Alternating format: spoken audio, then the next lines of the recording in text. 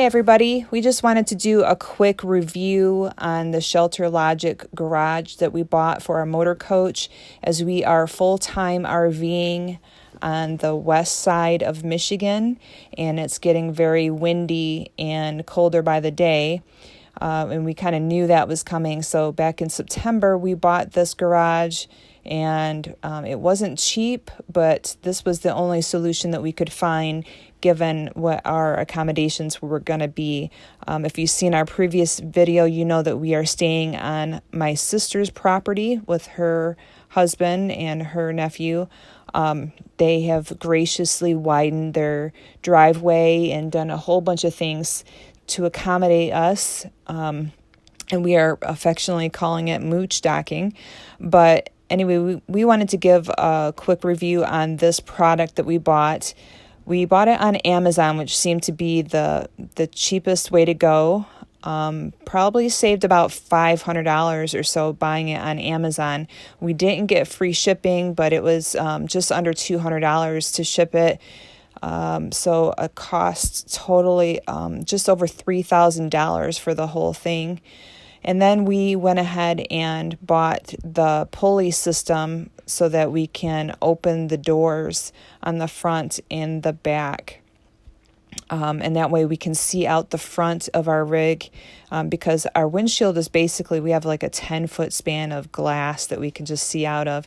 So it was getting a little claustrophobic in here, and I work remotely, and so I'm kind of stuck here all day. Drew kind of gets to go to work every day and gets a change of scenery. So he saw that I was getting cooped up, and he ordered this Pulley System. And as you can see, it was about $32 for that system. And I just want to go over a few things that we found that were a little bit cumbersome when we started putting this thing together. So first off, the Pulley System, it has a design flaw so that the rope keeps falling off the track. And so we are grateful that they even have this and that it wasn't that expensive and it wasn't that hard to install, but still it seems a little bit like they should have designed it better so that the rope wouldn't fall off the track and the pulley system. Moving along, there were many pinholes that we found, many groups of pinholes, and it doesn't seem like a whole lot is coming through. But I just thought it's pretty heavy duty tarp, and not sure how there's so many groups of pinholes in this thing, but that seemed like probably nitpicky a little bit. But when you pay about $3,000 for something, you know, those things kind of stand out. Some other things that we found, this thing was not easy to put together. So they tell you that it'll take about 4 people, about 4 to 6 hours to assemble. That is a lie. We had about 4 people, 5, sometimes there'd be a person dropping in to help us, but it took us about 4 or 5 days to put this thing together. So we'll just give you a little tour of the outside and the inside, but before I do that, I just wanted to go through some things. The directions were not clear. In fact, they gave us the wrong directions. They gave us the directions for a different model, and we just kind of figured it out ourselves.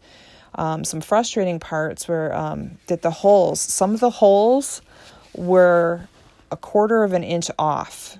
And so my brother-in-law had to take it down, different parts, and re-drill the holes. And so that was, if it was just a bar or two, that wouldn't be a problem. But once you have it all assembled, because you don't really know until you're trying to put these large pieces together, that's when you find out that the holes do not line up. So we'd have to take the large pieces back down and re-drill them. It was just a pain. The bolts were all different sizes for no reason. There weren't just different sizes for different places, different parts or assemblies. They were just all different sizes for no reason. A big headache was that to get the anchors into the ground, you need an impact. They tell you that you can do it just using a screwdriver to twist them into the ground. No, not unless you're on really soft ground or sand or something. But we have crushed concrete that would hold our almost 40-foot motor coach, so we needed something that would stop us from sinking into the ground, and so we had to use an impact to put those anchors into the ground. So that was not easy to do. And also, some of the zippers, the stitching could be better quality. Not sure how they're going to hold up in the windy weather that we're facing out here on the west side of Michigan. And I'll show you after. I'm just going to give you a little tour here of the inside of the shelter, and I'm going to go up on the roof and show you exactly what we're dealing with as far as wind goes here in Lawton, Michigan.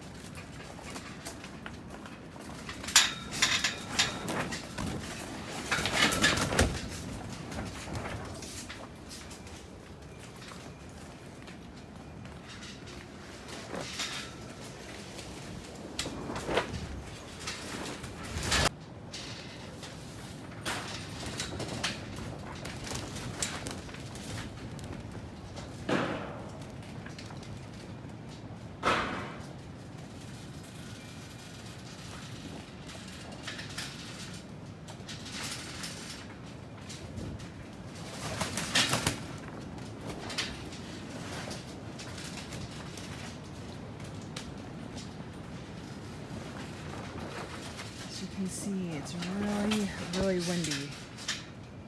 It's pushing the shelter in on me right now as I stand on this ladder. So that's it, guys. That's our review of the Shelter Logic. We are very grateful to have this shelter. We would say probably we'll give it 3 out of 5 stars, only because, number one, we are very grateful for it. It's the only thing that we could find on the market that was big enough to accommodate our rig for the winter. And as you can see, the wind is no joke, and we don't even know how we would be able to handle all this. I'm pretty sure we would be rocking every day in our motor coach if we didn't have this shelter. And the reason why it's only 3 stars is because it was a big headache to put together. And I'm grateful for all the help that we had. My sister, brother-in-law, and their family came out to help us. And so if you're going to buy this, it is a good thing for if find yourself in our situation. Just get yourself lots of help and make sure that you give yourself lots of time to put it together. Other than that, if you have any questions, just please leave us a comment below and let us know how you are doing weathering in the winter so far. If you are full-time RVing, and if you have any tips to give us, that would be great. Just leave them below. Thanks for watching.